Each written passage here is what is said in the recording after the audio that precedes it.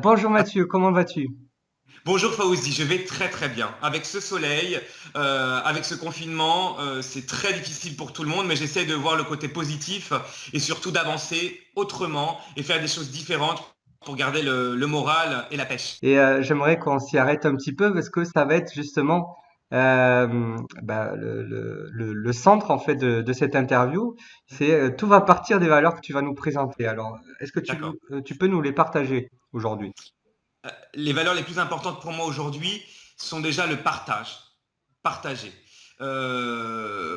J'adore mettre les gens en contact, j'adore pouvoir créer des événements où les gens se rencontrent, justement, en plus de se rencontrer, qu'ils soient... j'aime bien aussi entre l'enseignement, donc dans l'enseignement, il y a la transmission aussi, le partage, la transmission. J'adore transmettre. Moi, de mon côté, je transmets le chant, l'amour de la musique et l'art, mais il y a d'autres formes de transmission. Le partage m'a toujours accompagné. J'ai vraiment aimé partager, que ce soit l'art ou d'autres choses, le contact humain avec les gens, même si aujourd'hui c'est difficile parce qu'on est assez confiné, mais on a une autre façon de transmettre et de partager avec des gens, hein, comme on le fait aujourd'hui ensemble. Et également l'honnêteté. Ah oui. C'est très important pour moi et c'est ce qu'aujourd'hui je défends avant tout, c'est d'être honnête et d'être soi-même dans toutes les situations. Justement, j'aimerais qu'on s'arrête sur cette dernière valeur, en fait, l'honnêteté.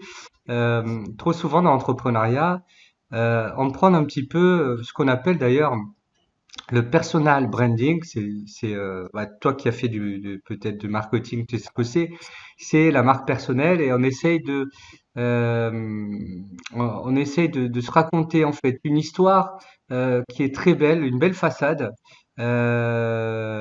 Trop souvent et on n'est pas honnête vraiment par rapport aux vrais obstacles, aux vrais problèmes que l'on rencontre. Qu'est-ce que tu penses de cela? Est-ce qu'il faut, comme dans un magasin, avoir une belle vitrine et surtout pas montrer en fait ce qu'il y a en arrière-plan? Alors c'est une question très délicate et je vais répondre un petit peu oui et non. Alors, moi je pense qu'il faut quand même être transparente, être soi-même, parce que quelqu'un qui va embaucher une personne, quelqu'un qui veut travailler avec une personne, dans l'amitié, dans l'amour, enfin, il y a plein de façons d'emmener les relations longues au travail ou après en amour aussi. Et je pense que la transparence et l'honnêteté, ça paye tout le temps pour du long terme. C'est-à-dire que faut pas tricher, faut pas être quelqu'un d'autre pour réussir. Je pense que être soi, avec ses qualités, ses défauts, se dévoiler tel quel, ça ouvre forcément des portes. On ne peut pas avancer dans la vie en trichant, en se faisant passer pour quelqu'un d'autre. Ce que je dis souvent à des élèves ou des gens qui m'ont posé ces questions. Je leur dis tout simplement, restez vous-même et les portes s'ouvriront. Maintenant, oui et non, parce qu'il ne faut pas non plus être à livre ouvert tout de suite. Si on se dévoile, voilà, j'ai tel défaut, tel défaut, tel défaut. Non, non, non, je pense qu'il faut quand même rester dans la tempérance et pouvoir être soi-même, mais non plus, voilà, en étant le plus juste possible. Dans n'importe quelle situation, en étant soi-même, ça apporte quelque chose de long, vraiment avec le temps. C'est que, et si ça plaît pas, si sur le moment la personne ne nous prend pas pour X raisons, ça englobe tout, hein, des entretiens d'embauche, dans l'amour. Enfin, pour moi, en tout cas, si ça plaît pas, c'est pas grave. Une porte va s'ouvrir différemment et peut-être plus belle que cette qui est fermée. Comment tu pourrais présenter Mathieu Salama aujourd'hui? Très rapidement. Alors, Mathieu Salama, aujourd'hui, est un contre-ténor, chanteur, chanteur lyrique, chanteur d'opéra, professeur de chant à l'école Crescendo et directeur de cette école que j'ai montée maintenant il y a 15 ans. Mathieu Salama, aujourd'hui, est un homme épanoui, donc voilà. Ça se En voit. résumé, en résumé, voilà ce qu'est Mathieu Salama aujourd'hui. En tout cas, merci d'être parmi nous et d'avoir accepté cette interview. C'est un plaisir. Euh, voilà, pour moi, c'était important d'interviewer parce que je te connais bien. D'ailleurs, ma femme et moi, donc ma femme Claire et moi, on te connaît très bien puisque tu as été notre professeur, notre mentor dans le chant et la musique en tout cas, et tu nous as partagé vraiment de très très belles valeurs. Quel a été justement ce point de bascule dans ta vie qui a fait que ben, tu as suivi le parcours qui t'a amené aujourd'hui à ta situation? D'accord. Alors, c'est un parcours assez complexe et qui est différent comme beaucoup de parcours, de toute façon. Moi, j'ai eu un déclic quand je suis sorti de troisième à l'école. J'étais quelqu'un à l'école primaire et au collège qui travaillait pas bien. J'étais très mauvais à l'école jusqu'en troisième. Je voulais chanter tout le temps dans les couloirs, je faisais des chorales, j'étais un petit peu fou et pas vraiment attentif aux cours d'anglais, aux cours d'espagnol, en histoire géo. Enfin, j'étais vraiment pas terrible, hein. J'avais des très très mauvaises notes.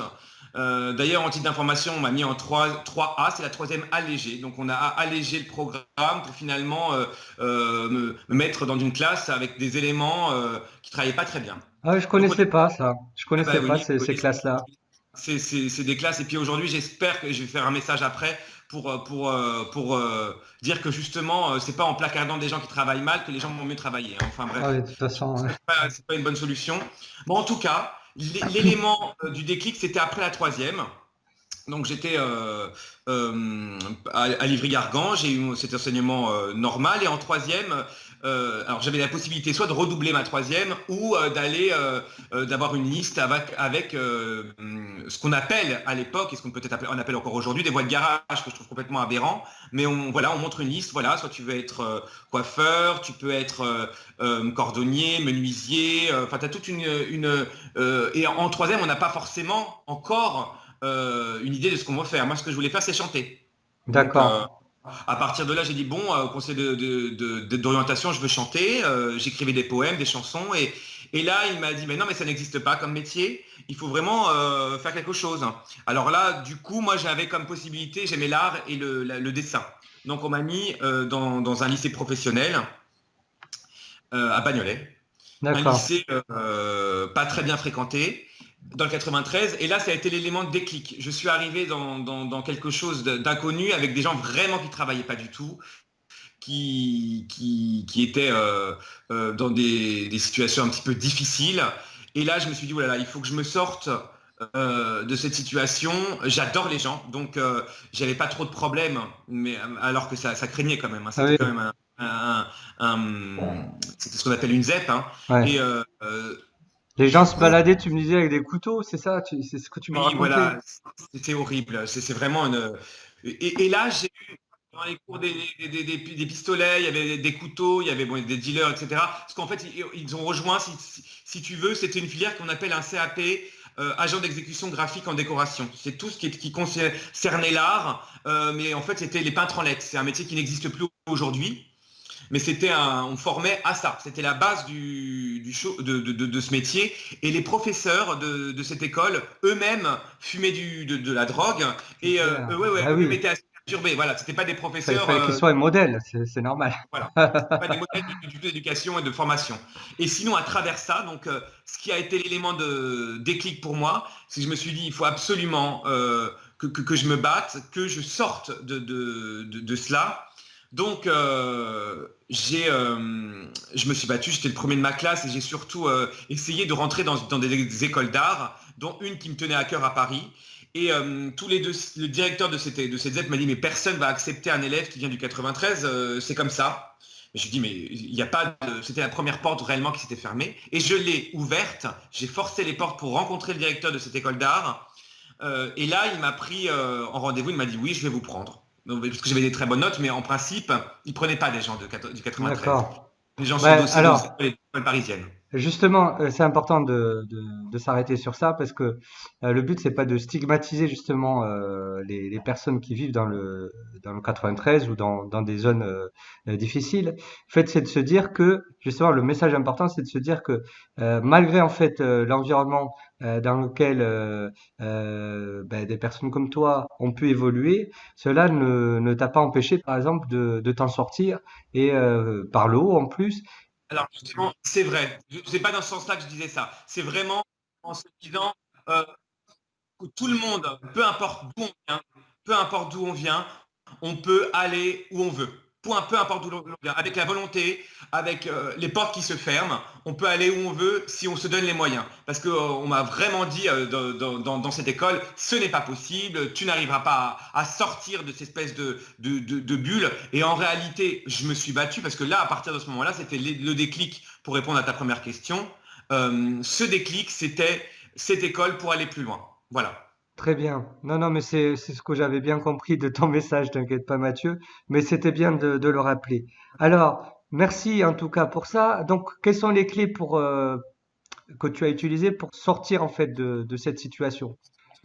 Quelles sont les clés que tu as pu utiliser Alors, bah, le travail déjà, au c'est la travail? base. Beaucoup travaillé, j'étais dans l'interrogation de dire pourquoi j'étais là, pourquoi et comment je peux aller autre part. Pourquoi j'étais D'accord. là pour aller autre part. Et c'était la première question que je me suis posée, et c'est la question que je me suis posée tout au long de la vie pour en arriver où je suis aujourd'hui.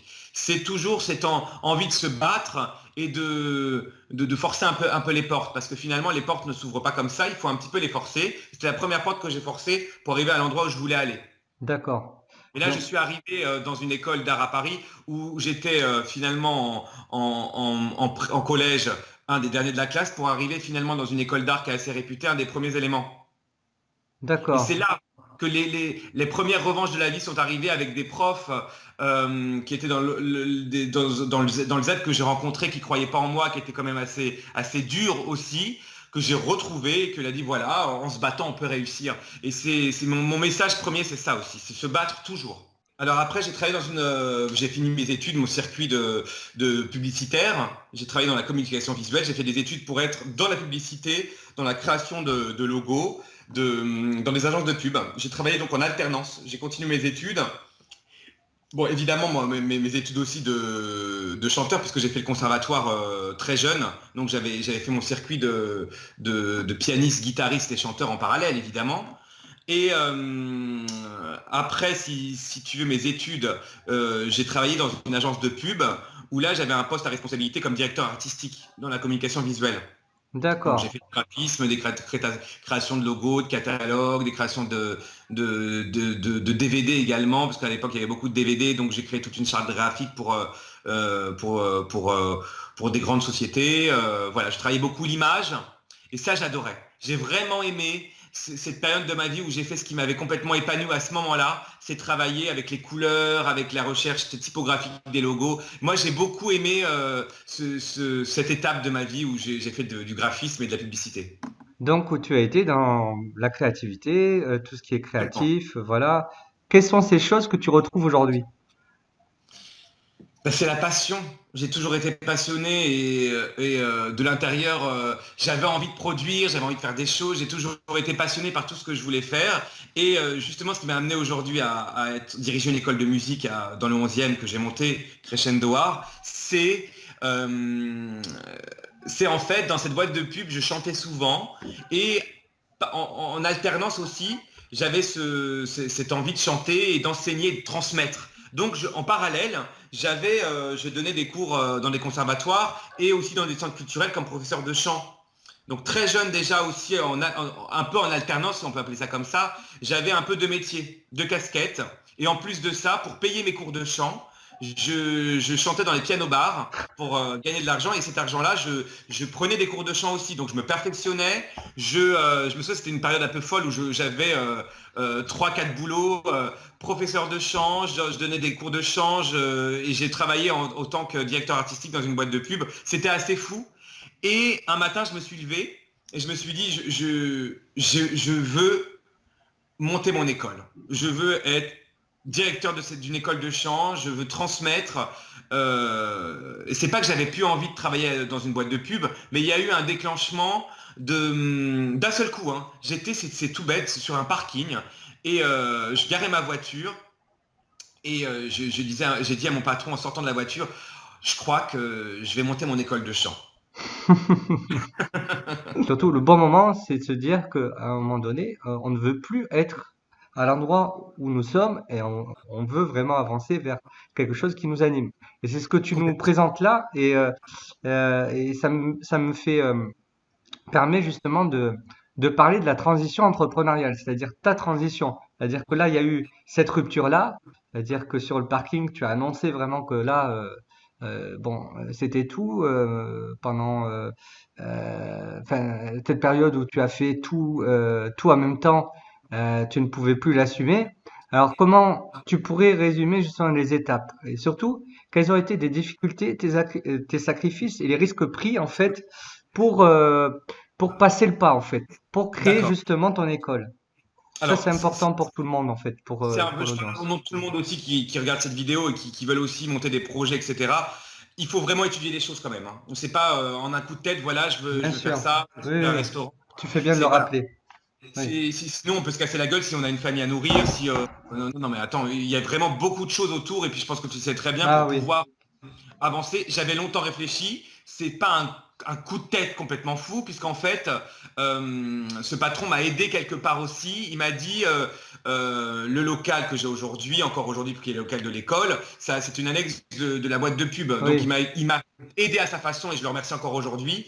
Comme moi, j'ai pu l'aider aussi à continuer et travailler pendant un certain temps avec lui aussi, parce que on a trouvé un demi-temps, un quart de temps. En fait, il voulait pas que je parte comme ça non plus, parce qu'il avait encore besoin de moi.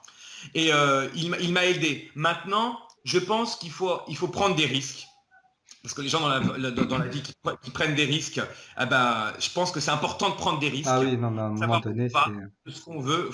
Il faut prendre des risques pour avancer. Maintenant, il faut étudier l'endroit où on veut aller. Il faut, voilà, faut faire un business plan. Il faut vraiment réfléchir pour savoir si aussi ça, on sait pas si ça va marcher ou pas. Mais la passion, je pense que quand on est passionné, on réussit. Quand tout être humain est capable de quelque chose, celui qui est le plus bas de l'échelle, celui qui travaille mal à l'école, celui il a quelque chose en lui qu'il faudrait exploiter, parce qu'on a tous quelque chose, tous, une part de don. Moi, le don, bon, si je peux dire ça, ça peut être la voix ou la transmission, mais d'autres personnes, on a tous un don. Et ce don, il faut l'exploiter, faut chercher, il faut le trouver, il faut le travailler, le moduler, le malaxer pour justement l'utiliser. Et si on utilise cette part de soi qui est une part qu'on peut utiliser à bon escient, eh ben, je pense qu'on peut faire des choses très belles. Alors justement, c'est super ce que tu nous dis, parce que ça nous rappelle vraiment les étapes par lesquelles il faut passer. Alors ça peut te paraître peut-être bizarre, mais très souvent en fait les personnes qui viennent me voir et qui demandent en fait de les accompagner me disent ah ben non les business plans de toute façon ça sert à rien. Non, non, c'est Alors bien qu'est-ce que tu en aussi. penses? Justement c'est Alors, important de... je les rejoins pas parce que moi je pensais ça aussi à un moment, hein.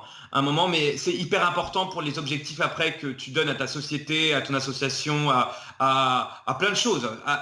C'est qu'en fait tu as sur papier clairement tes projets, ce que tu es aujourd'hui, jusqu'où tu veux aller aussi. Et en fait finalement, même après, c'est pas forcément pour les banquiers pour des emprunts, c'est pour pouvoir savoir où on est, où on veut aller, l'objectif aussi que ce soit un objectif personnel, financier ou autre, c'est d'aller à un endroit et d'être clair avec ce qu'on veut. Et tant qu'on est Voilà. clair avec ce qu'on veut, on va où on veut. Et normalement, on atteint ce qu'on veut avoir.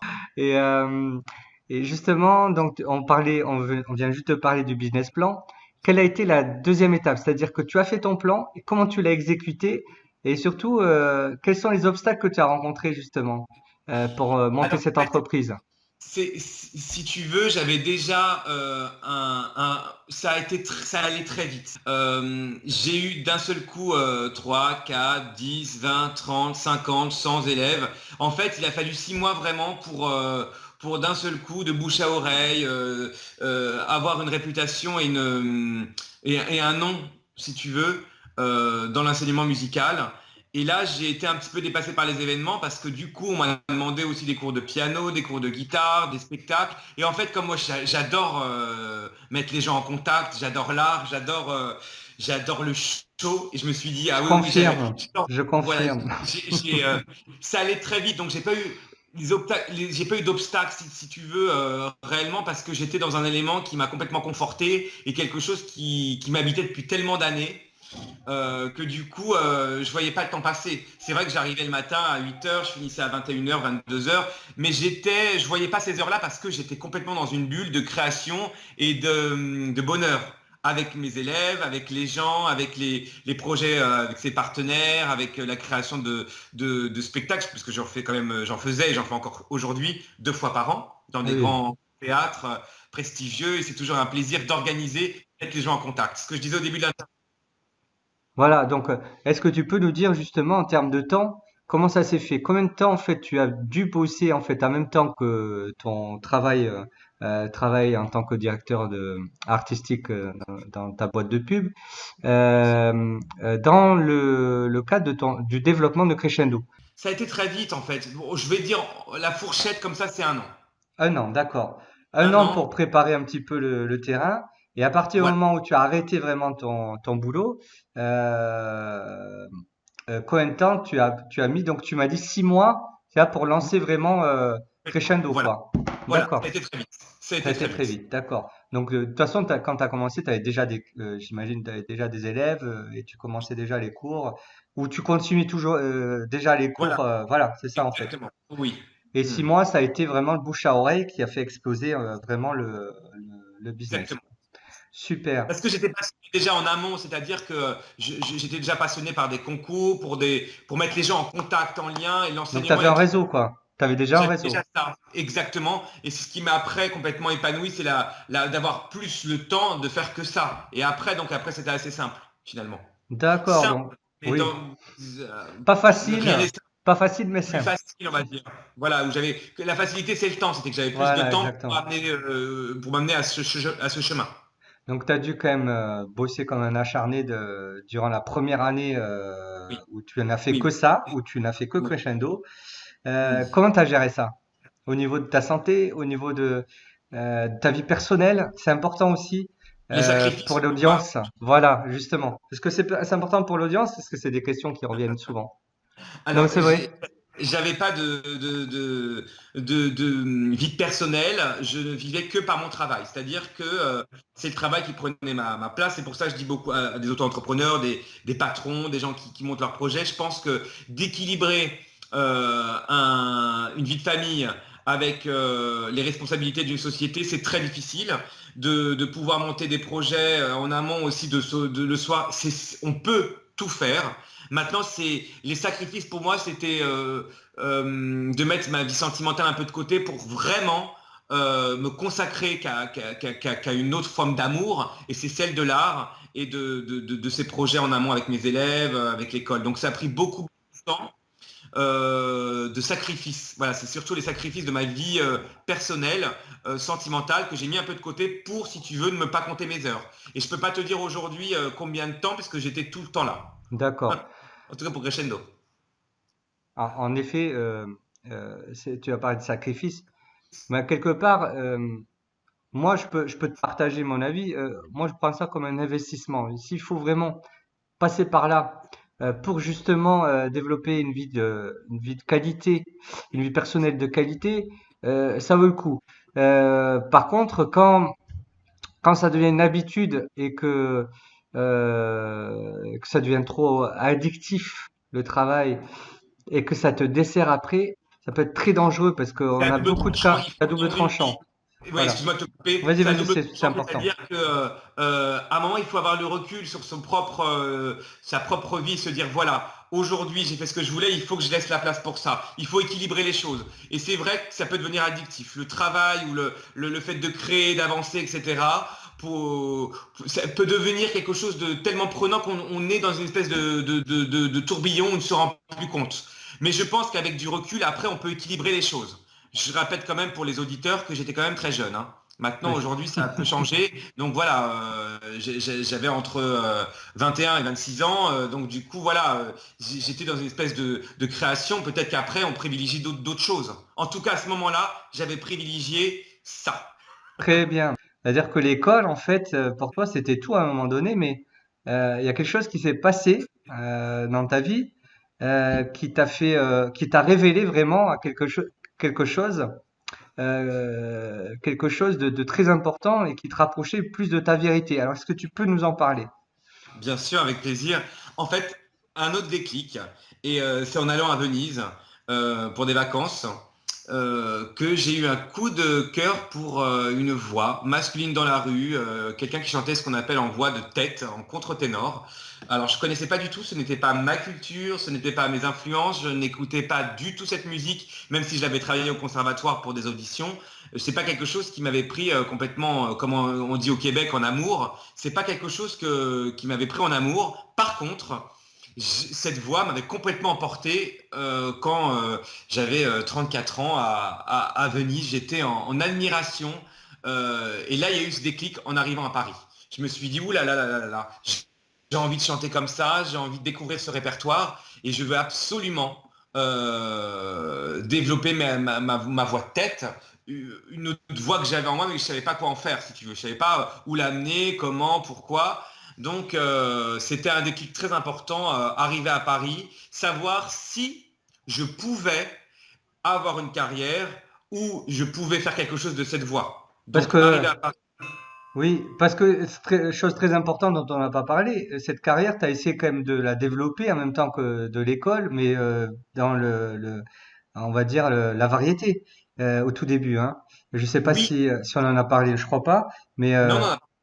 En variété, j'utilisais un peu cette voix de tête, hein. Je travaillais de toute façon avec mes élèves la voix de tête, la voix de poitrine. Ça fait partie de la technique vocale. Maintenant, je ne savais pas qu'on pouvait chanter qu'en voix de tête. Je me suis dit, c'est génial, on peut chanter qu'en voix de tête. la voix de Fossé, quoi. Ben, c'est la voix de Farinelli, Voilà. donc Exactement. Et c'est surtout un ouais. répertoire, moi, que je connaissais très peu, hein. Donc, à 34 ans, c'est pas à 16 ans. J'ai 34 ans, à Ben, Venise, découvrir une voix comme ça, avec un répertoire que je connaissais à peine. Je me suis dit, mais c'est génial. ben, Et c'est c'était une important. étape importante. Et donc, c'est Complètement. important de dire aussi aux entrepreneurs que des fois, monter en fait une entreprise, ce n'est pas une finalité, ce n'est des Pas fois du- qu'une étape. C'est Voilà. qu'une étape, exactement. Et après, les rencontres. De toute façon, la vie est faite de rencontres, d'opportunités, et après, il se passe des choses, de toute façon. Et Ah puis, oui, on peut. exactement. Voilà. C'est toujours. Puis là, je t'en avais parlé aussi, il y a des paliers sur l'âge. Moi, je me suis même rendu Exactement. compte en t'en parlant. Tous les 10 ans, c'est ça? Tous les 10 ans, il se passe quelque chose. Alors 20, 30, 40, il y a Voilà. des choix en tout cas pour mon côté importants et c'est des paliers au niveau de ça, 30, 40. C'est assez drôle. Mais Non, c'est non, ces mais choix que c'est j'ai pris.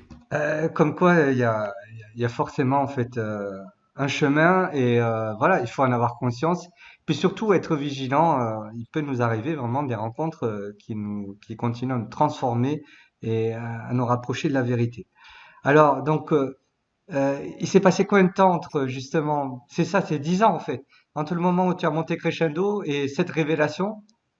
Voilà. En gros, hein, on va pas chipoter Ouais. pour 2, 3 Non, ans, mais non, non, oui, à mais peu c'est, près 10 ans, hein, étape 10, 12 ans pour faire cette rencontre de cette voix, voir cette spécialiste baroqueuse qui a formé le plus grand contre-ténor au monde, qui m'a, elle, dit, il faut que tu fasses quelque chose avec cette voix. Donc là, je me suis dit, parce que je n'allais pas partir non plus sans avoir l'aval de quelqu'un ou sans être sûr. Et c'est bien de prendre des risques et se dire, non, mais voilà, je vais faire c'est ça, important. mais Hmm. c'est bien derrière, voilà, c'est important d'avoir aussi l'avis d'experts. Et oui, au bout de 12 ans, 10, 12 ans, j'ai travaillé pour évoluer dans ce registre complètement différent et quelque chose qui m'habite encore aujourd'hui. Et donc en fait, à chaque fois, je suis habité tous les 10 ans par des matières. C'est génial. Non, comme quoi, hein, la vie est rythmée, hein. Est-ce qu'il y a eu des freins justement par rapport à ça, au fait de te dire non, quand même, j'ai une grosse entreprise, j'ai plein d'élèves qui comptent sur moi et je suis en train de développer une carrière en parallèle. Est-ce que c'est pas risqué? Là aussi, hein, pareil, hein, comme tout à l'heure. Euh, En fait, ça vient naturellement, mais c'est exactement la même chose que tout à l'heure. C'est que de d'accord. toute façon, il y a même des élèves encore aujourd'hui qui me disent, oh, ne m'abandonne pas, j'espère que je vais toujours avoir mes cours avec toi. Voilà. Non, en fait, j'aime toujours la transmission, le partage. Euh, Ça, j'arrêterai jamais parce que j'aime ça. De toute façon, D'accord. contrairement un peu à ce premier choix difficile, parce que j'aimais l'art et la publicité quand j'avais 20 ans, j'ai fait un deuil qui m'était difficile, mais quand même un choix important où là j'étais sûr que j'allais plus retravailler pour une boîte de pub parce que je me voyais pas dans un bureau toute ma vie à faire des logos ou à créer des catalogues, même si j'adorais ce métier, j'avais une autre préférence. Aujourd'hui, j'adore parce que je fais des concerts un peu partout, je chante avec cette voix de contre-ténor et je suis maintenant avec mon 4e album qui va sortir au mois de novembre. Je ne fais pas de deuil, contrairement à Crescendo et à la transmission, et parce que ça, je le ferai toute ma vie. Jusqu'à temps que je serai vivant, je continuerai à enseigner, à transmettre cette passion du chant, parce que ça, c'est quelque chose qui m'habite. En tout cas, félicitations pour ton album qui va sortir. Tu peux me redire la date, s'il te plaît? Alors, il sort le 16 octobre. 16 octobre. Bon, mais tu as déjà un client, hein, enfin même trois. Si je compte ma femme et ma fille. Là, c'est un album, ben, je le sors pour mes 40 ans, puisque je vais avoir 40 ans le 5 septembre. Et cet album est très important pour moi. Ça marque quelque chose d'important, un palier dans ma vie. Et je suis très fier de ce que j'ai fait avec cet album. J'ai travaillé avec un grand chef italien qui s'appelle Stefano Intrieri, qui est un Super. énorme, talentueux chef italien qui a joué dans le monde entier avec une sonorité italienne pour mes airs baroques qui correspond tout à fait à ce que je défends aujourd'hui. Et je suis très fier de ce qu'il a fait, je suis fier de ce que j'ai fait aussi, j'espère que ça va Tu plaire. peux. J'ai hâte de vous le présenter à tous au mois d'octobre. Et toi, tu as choisi justement, conformément à tes valeurs, de partager, et cela complètement gratuitement, des concerts baroques depuis ton Oui, salon. Et je trouve ça tout à fait. exceptionnel. Et jusqu'à être Oui, repéré, voilà, jusqu'à être repéré, parce que tu donnes aussi des cours de chant gratuits, jusqu'à être repéré en fait, et passé récemment donc sur CNews, c'est ça? Alors, est-ce que tout à tu peux fait. nous raconter justement comment ce partage en fait t'a permis d'être révélé aussi et d'être visible comme ça? Euh, Bah, en fait, ce confinement, pour moi, j'ai trouvé le côté, même si c'est très difficile, comme j'avais dit au début de l'interview, pour tout le monde avec ce qui se passe, on est vraiment en guerre. On est en guerre, comme a dit le président de la République, et c'est vraiment très très difficile. J'essaye, moi, artiste, directeur de cette école de chant, d'où je suis, j'essaye dans les foyers de donner du bonheur et comme j'avais dit aussi au début de l'interview avec toi, Fauzi, de partager. Et le partage commence par ce qu'on sait faire, ce qu'on aime faire. Donc j'ai ouvert ces cours de chant gratuits, c'est-à-dire c'est des lives que je poste sur ma page Crescendo en proposant ces cours de chant pour des gens qui veulent découvrir, qui me connaissent et qui veulent continuer à travailler des vocalises. Et également, jusqu'à le temps qu'on soit confiné, pardon, ces concerts chez moi à 16 heures tous les dimanches pour pouvoir mettre un peu de bonheur dans les foyers et pouvoir défendre ce que je défends encore aujourd'hui, c'est la musique ancienne, la musique baroque et l'amour de la musique tout court. Et oui, et déjà, c'est tout en ton honneur de le faire. Et je voudrais dire un truc, c'est qu'à force de partager ces valeurs comme tu le fais, ben, forcément, à un moment donné, ça va résonner et ça va ouvrir des nouvelles portes, de nouvelles opportunités.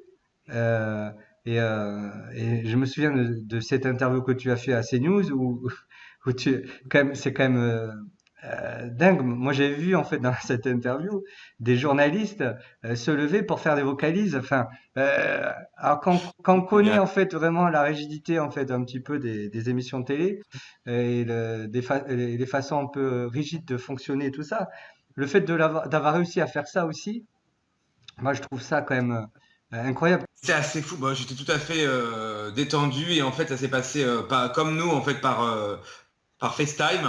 Et je me suis dit, déjà, le présentateur très agréable m'a demandé de chanter un air. Donc, j'ai chanté un air de Lacha Kyopyangra De de Farinelli, je crois. Handel. Vous avez dû entendre Handel, dans le oui. film Farinelli, c'est de Voilà, c'est Handel. ça. Lacha Kyopyangra. Kyopyanga, Laissez-moi pleurer pour me libérer de mon chagrin, un air qui est pour moi le plus beau et celui qui m'a révélé en tant que contre-ténor, puisque c'est l'air que j'ai entendu à Venise la première fois. Et Super. après, je me suis dit, j'ai envie, il m'a même proposé, hein, donner un cours de chant, de voir ce que ça donnait. Donc je leur ai demandé de jouer le jeu et de tout simplement faire ce petit cours de chant à distance sur le plateau et chez moi. Et ils sont prêtés gentiment à ce jeu et ça a fonctionné. Et j'ai même entendu sur le plateau quelques petits ténors. Ah ouais? Ah bon? Est-ce que c'est Pascal Ah ouais. Pro? C'était juste en tout cas, de mémoire, il y avait des choses intéressantes. Donc, Bon, en tout là, cas, j'ai passé c'est. un super moment. Bon, en tout cas, voilà, comme quoi être dans sa vérité peut bouger les lignes. Donc ça, c'était important de le dire. Alors, on va finir l'interview. Malheureusement, c'était vraiment un moment excellent pour moi et puis un vrai moment de plaisir de Pareillement. partager cette interview avec toi. Quel est le conseil ou surtout, qu'est-ce que tu pourrais dire à notre audience dans l'état d'esprit qu'ils doivent avoir pour réussir? C'est quoi pour toi les clés pour réussir? Alors, la motivation. Il faut toujours se réveiller le matin et être motivé. Se trouver cette petite rage qu'on appelle la rage au ventre, c'est quelque chose qui nous fait vivre. Il faut toujours le garder. Si vous avez des choses négatives qui tombent, des retours qui sont pas ce que vous attendiez ou des choses un peu difficiles à entendre ou que ça ne marche pas, il ne faut jamais lâcher. Il faut toujours se dire on est capable d'aller jusqu'où on veut aller. Se battre, il faut toujours garder la foi. Et quand je dis garder la foi, c'est toujours garder cette part d'enfant qu'on a tous, de rêve pour ce qu'on a envie de faire, ce qui nous rend le plus humain possible. Il faut toujours croire en nous, malgré les étapes, malgré les gens qui peuvent vous dévaloriser ou être dans un esprit négatif. Il Hmm. ne faut pas s'envahir de ça. Il faut toujours croire en nous, en ses rêves, garder cette part d'enfance. Il faut toujours, pour moi aussi, être vrai, ce que j'avais dit tout à l'heure, Ouais. être soi-même dans chaque situation, garder ce plaisir qui vous envahit. Et puis, en tout cas, moi, je parle pour moi et je l'ai dit X fois et je me répète encore, partager. Partager, oui. Voilà, je voulais dire ça sur le partage. Quand on avait préparé l'interview, tu nous avais parlé aussi d'un conseil que tu voulais laisser à notre audience, c'est fait de n'écouter personne. Est-ce que tu peux préciser? J'écoutais les conseils, mais quand j'écoutais personne, c'est qu'on m'a dit souvent, non, ça ne marchera pas, non, tu n'y arriveras pas, il faut pas faire ça parce que c'est un risque. Alors tout ça, bah, ça m'est passé au-dessus de la tête. Donc quand je t'avais dit, je n'écoutais personne, je n'écoutais que moi à ce moment-là. C'est que Exactement. j'avais dans la tête cette ligne d'horizon, j'avais quelque chose que je voulais atteindre, et malgré il y en a eu hein, des gens qui m'ont dit, oh, moi, à ta place, j'aurais pas quitté ça pour aller là, t'es complètement inconscient, c'est confortable là, pourquoi tu fais ça? Je les regardais, je me suis dit non, je ferai ce que j'ai envie de faire et je vais aller jusqu'où j'ai envie d'aller. Donc j'écoutais pas ces personnes-là, évidemment. Bon, ben c'est super. Est-ce qu'il y a vraiment un conseil ultime que tu pourrais donner à tout le monde, en fait? Quel est en fait quelle serait la phrase pour résumer en fait tout ce parcours en fait et qui pourrait aider en fait notre audience? Croyez en vous. Vous êtes, il faut le matin, quand vous vous réveillez le matin, vous soyez avec vous connecté, en bonne humeur pour vous dire, oui, je me sens bien, je vais aller où j'ai envie d'aller, je crois en moi. Merci encore. En tout cas, ça a été Merci à toi. un bonheur. Je vous embrasse tous très fort. À très très bientôt. À très bientôt, Mathieu, et courage Bonne pour la journée toi suite. aussi. Bonne journée. À bientôt. Au revoir. Au revoir.